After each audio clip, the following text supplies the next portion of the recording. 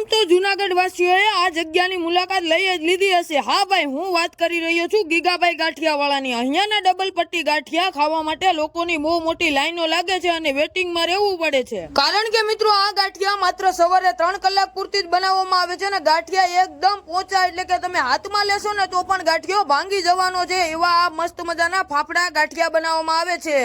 અને મિત્રો જો તમે રવિવારે આવશો ને તો 2 કલાકનું વેટિંગ રહેશે અને ગાંઠિયા બનાવવાની રીત પણ અલગ છે। પહેલા એક ફાફડો અને એની ઉપર બીજો ફાફડો, ત્યારબાદ જો આવડો મોટો ગાંઠિયો બનાવવામાં આવે છે।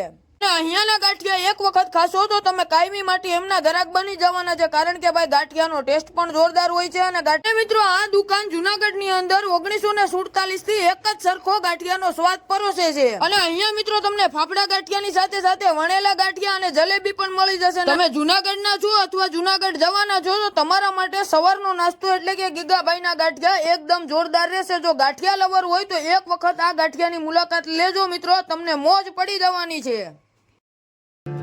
કેટલા વર્ષથી આવો છો? 40 વર્ષથી। કેટલા ટાઈમથી વેટિંગમાં બેઠા? અડધી કલાક થઈ। અરે આ ગાંઠિયા તો અમારે બકુલભાઈ લઈ આવે, ફોન કરેલા સીધા અમે ગમે અમારી ભેગા થઈ જઈએ। ગાંઠિયા વગર હાલે દી ને રવિવારે તો ખાસ જેમના એડ્રેસની વાત કરવામાં આવે તો દીવાન ચોક રંગમેલ ડેલાની સામે જૂનાગઢ ગીગાભાઈ ગાંઠિયાવાળા।